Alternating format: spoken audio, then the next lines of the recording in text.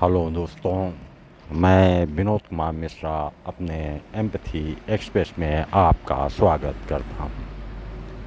आज का विषय है कि क्षितिज एक ऐसी काल्पनिक रेखा जहाँ आकाश और पृथ्वी के मिलन का दृश्य दिखाई पड़ता है, उसे हम क्षितिज का नाम देते हैं। यही हाल समाज में आध्यात्मिकता और सांसारिकता के मिलन की बात करते हैं।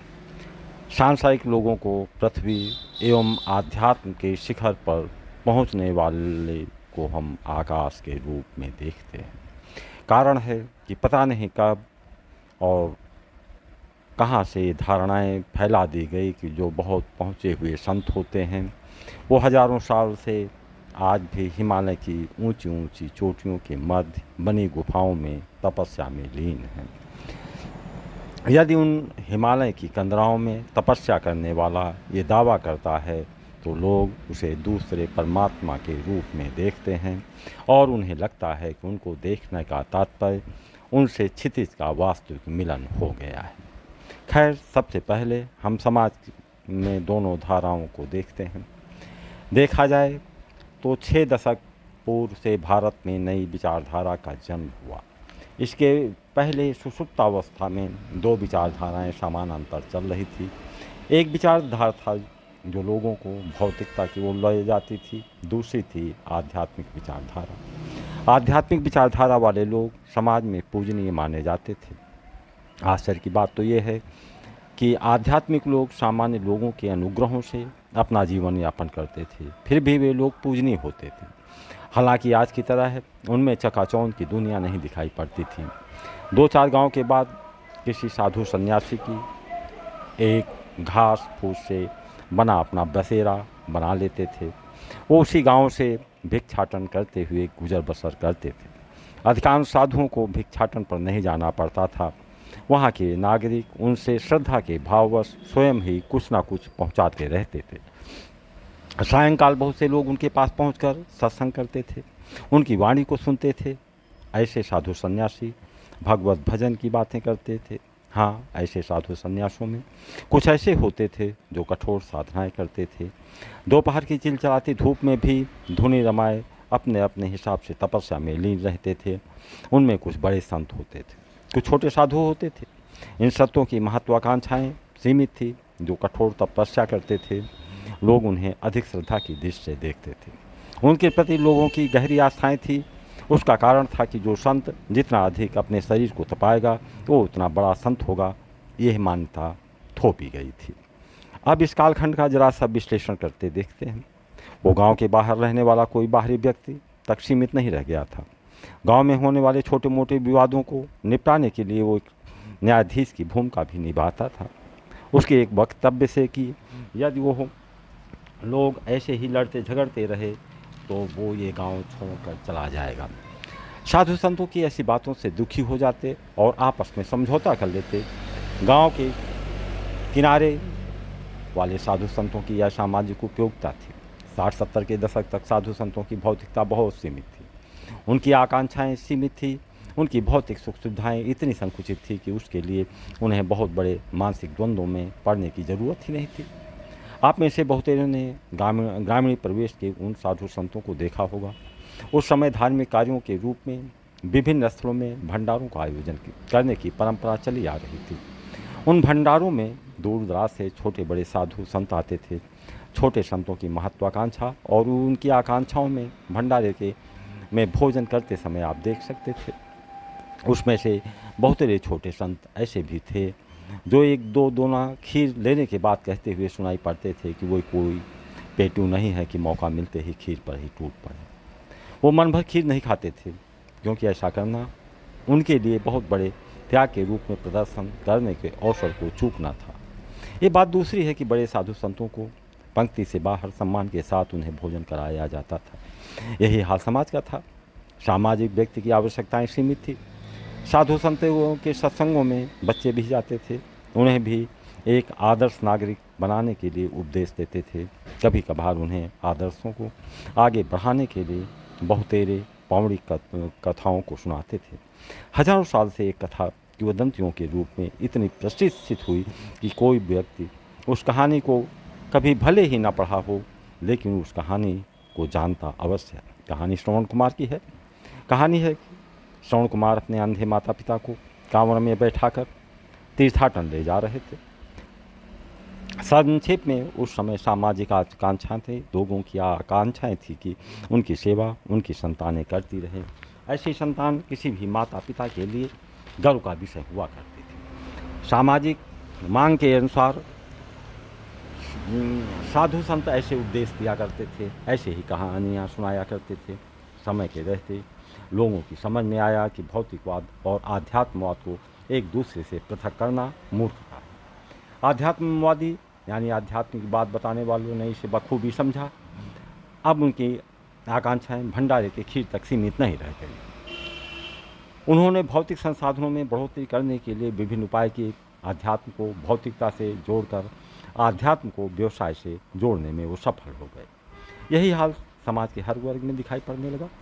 पहले तो आध्यात्म समाज के लोगों एवं साधु संतों तक सीमित थे, परंतु मूल्यों में आए बदलाव में आध्यात्म का दायरा लोगों तक सीमित नहीं रह गया।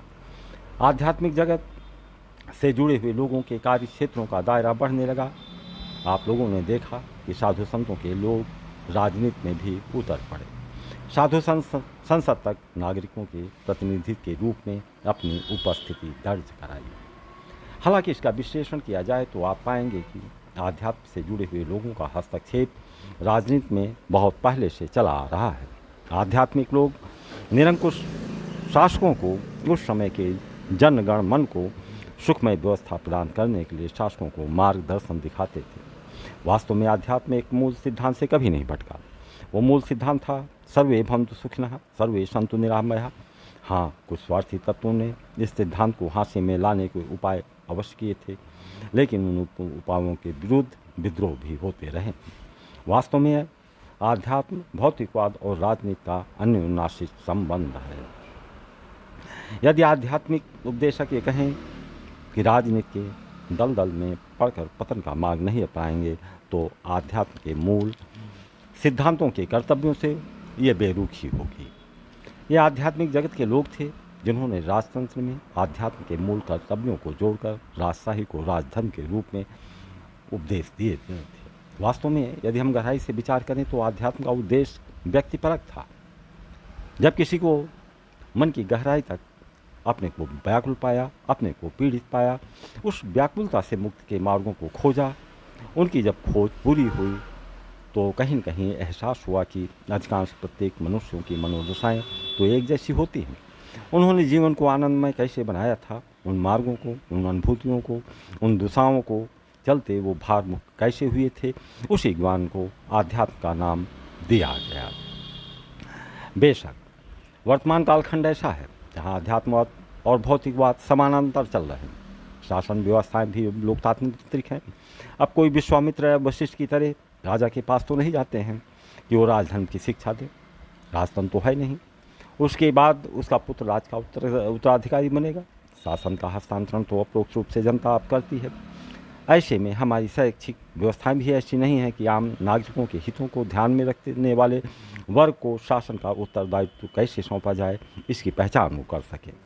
ऐसे में आध्यात्म के क्षेत्र से जुड़े हुए लोग अपने आरामदायक क्षेत्र से बाहर निकलकर इस दिशा में विचार करें। ये आप थे जो हजारों साल तक श्रवण कुमार को जीवित रखा था, जो आज अंतिम सांसें ले रहा है। ये आप ही हैं जो ये धारणा बनाने में सफल हुए थे कि बड़े बड़े तपस्वी हजारों साल से हिमालय की गुफाओं में तपस्या में लीन हैं।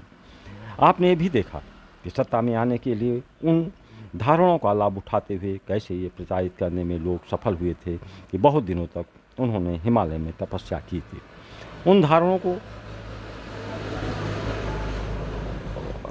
धारणाओं के परिणामों को देखा कि आम नागरिक के सामने बेरोजगारी बढ़ी, दीनता आई, बेबसी आई, लाचारी आई। ऐसे में जबकि आध्यात्म और भौतिकवाद का क्षितिज की भांति मिलन हो गया है, तो सभी धार्मिक उपदेशक, कथावाचक, धर्म के प्रचारक अपने अपने स्वार्थों से ऊपर उठकर सर्वे भवन्तु सुखिनः की मनसा पूरी करने के लिए ऐसे मानकों, ऐसे आदर्शों की अवधारणाओं को जन्म दें कि सत्ता पर चुनाव के समय वो किसी भी चालबाजियों के शिकार न होने पाए। दूर क्षितिज में आकाश और पृथ्वी का मिलन हो गया है। आध्यात्म के निर्धारित मूल्यों का परिणाम था कि एक लंबे समय तक लड़के आज्ञाकारी थे। वो अपने माता पिता की सेवा ही अपना कर्तव्य समझते थे। उनकी यही महत्वाकांक्षाएं भी थी। लड़कियां अपने पिता के गौरव के सम्मुख अपने स्वार्थों को तिलांजल दे देती थी। स्थितियां बदली हैं। बदली हुई स्थितियों एवं समय की आवश्यकताओं के अनुसार युक्त परक मूल्यों को कैसे प्रोत्साहित किया जाना चाहिए, जैसे हरिश्चंद्र श्रवण कुमार दरअसल इस तथ्य को प्रकाश में लाने का एक कारण था। पिछले लोकसभा चुनाव में पत्रकार जनता से सवाल पूछते हैं, उसमें से अयोध्या के एक लड़के का जवाब सुन रहा था। आप में से बहुतों ने वो जवाब सुना होगा। वो नवयुवक कह रहा था कि अयोध्या के लोग गद्दार हैं। इन्होंने उस पार्टी का चयन किया जिसके मुखिया ने हिमालय में कठोर तपस्या की थी। वो महान संत हैं। सदियों से चले आ रही ऐसी अवधारणा का एक ये युवक की बात नहीं थी। ऐसे ही न जाने कितने लोग रहे होंगे, ऐसे बीज न जाने कितनों में रोपित किए गए होंगे। ऐसे में आध्यात्म एवं भौतिकता के एक आत्मस्वरूप को देखते हुए जागरूक करने का उत्तरदायित्व केवल आध्यात्म वाले ही निर्वहन कर सकते हैं। उन्हें सोचना होगा कि कोई भी चालाक व्यक्ति कम से कम आध्यात्म के माध्यम से जुड़ी हुई अवधारणाओं का उपयोग अपने स्वार्थों में ना करे। ये ऐसी जागरूकता आम नागरिकों तक फैलानी होगी। जैसे श्रवण कुमार की कथा को आपने जीवित किया, वैसे ही एक नए कथाओं को जन्म देते हुए भावी पीढ़ी के लिए कुछ मापदंड आपको आदर्श के रूप में रखने होंगे। तभी ये समाज भविष्य में सर्वे भवन्तु सुखिनः सर्वे सन्तु निरामयाः की अवधारणाओं को साकार कर सके। आशा है वीडियो पसंद आई हो तो लाइक, सब्सक्राइब और शेयर करना ना भूलें। जय हिंद।